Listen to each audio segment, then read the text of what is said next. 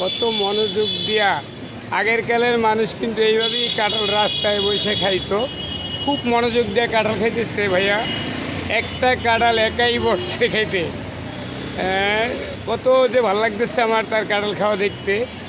আমরা একদিনে আগে কিন্তু গরুর জন্য মানুষ রাস্তাঘাটে কাঁঠাল খাইতে পারতো না। কাঁঠাল যেখানে আছে ওইখানে গরু আছে। এই ভাইয়া আমরা একবার ঢাকা কেরানীগঞ্জ সিনেমার হল ওইখানে একটা মাঠ ছিল, তাই কাঁঠাল খাইতে যেতাম রাতের বেলা মাঠে 3-4 জন মিলে এরকম কাঁঠাল খাইতাম। আজকে এই ভাইয়ার কাঁঠাল খাওয়াটা আমার কাছে অনেক ভালো লাগতেছে।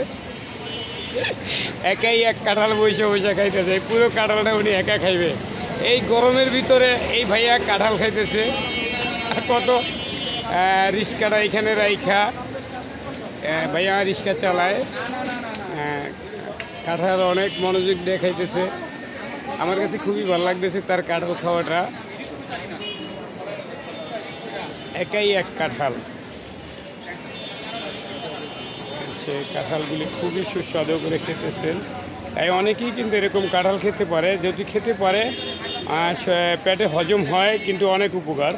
আর খেয়ে যদি হজম না করতে পারে যে কোনো ফল কিন্তু ক্ষতি হয়। তাই যে কোনো ফল যাই আপনারা খাবেন সেটা নিয়মের বাইরে না। এই ভাইয়া কিন্তু অনেক মনোযোগ দিয়ে একটা কাঁঠাল একা খাইতেছে। হ্যাঁ আপনি খান, সমস্যা নেই। ফল খেলে বলা হয় ফল খেলে মানুষের ক্ষতি হয়, কথাটা সত্যি। কিন্তু এই যে কেমিক্যাল মুক্ত ফল খেতে হবে। এই কাঁঠাল এটা কিন্তু গরমের জন্য যে খেতে পারে তার জন্য ভালো। আর অনেক ভালো লাগতেছে ভাইয়ের কাঁঠাল খাওয়াটা আমার। পুরো কাঁঠালটাই একা।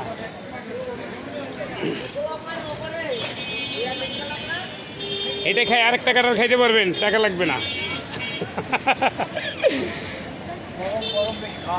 গরম তাই সুন্দর, অনেক মনোযোগ দিয়ে সে কাঁঠাল খাইতেছে। কাঁঠাল কিন্তু একটা জাতীয় ফল এবং শক্তিশালী। যার পেটের সয় সে খাইলে কিন্তু কোনো ক্ষতি নাই। আর যে নাকি খাইয়া রাখতে পারে না, পেটের ম্যাশিং যার ভালো সে সব কিছুই খেতে পারে।